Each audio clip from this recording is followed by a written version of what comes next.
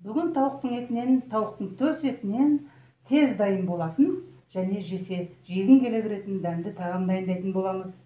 Ресторандағыдай.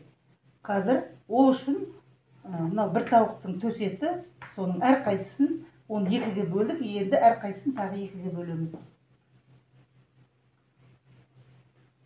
Олай.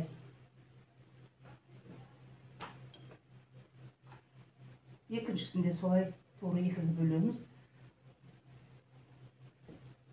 Мына жағына жеткізіп кеспейміз, бұлай бір-біріне жалғасқан күйінде қалдырамыз.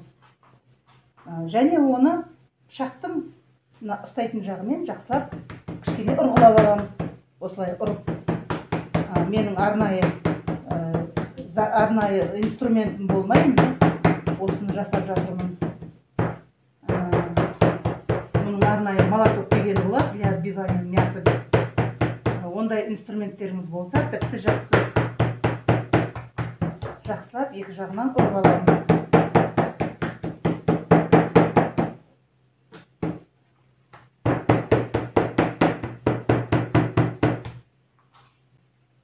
Міне ұрып дайындап алдық. Енді бұған қазір дәмдеушілерімізді қосамыз.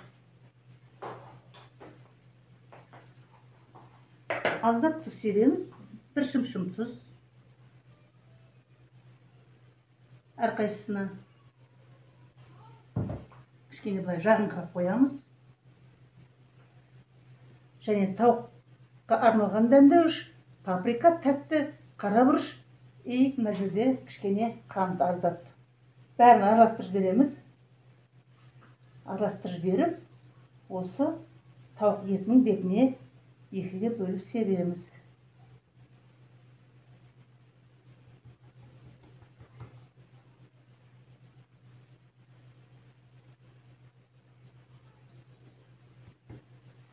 Жақсылап қолымызбен ұрғылап аламыз.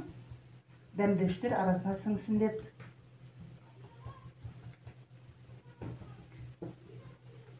Қалауларыңыз бойынша кориандр, зира болса үгітілген, сондай дәмдеуіштерді қосып себуге болады. Бұны қуыру барысында, бұны біз табаға қуыратын боламыз, тез дайын болады. Қуыру барысында бізге помидор керек, кесіп турап қойдым мынандай бөліктермен, және сыр керек мынандай жұқа жалпақ мөлшерде. Қасына сәндегенге мынандай көк пияз. Астыңғы беті қызарды, енді әдемілеп аударамыз.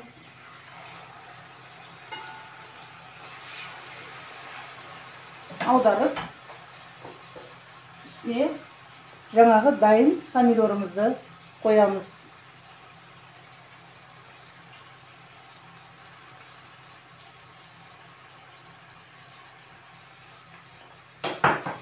Ол помидордың бетіне дайын сырымызды қоямыз.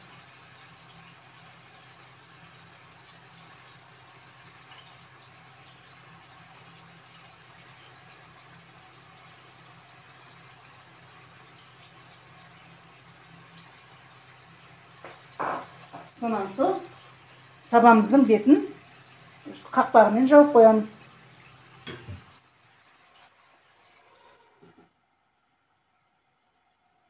Асты осылай орташа отта тұрады. Тағы да бір 7-10 минут. Сырымыз ерігенше, сыр жақсы еру керек. Міне, тамағымыз дайын болды.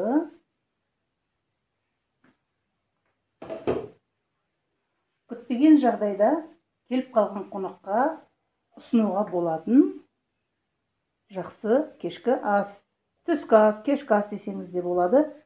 Міне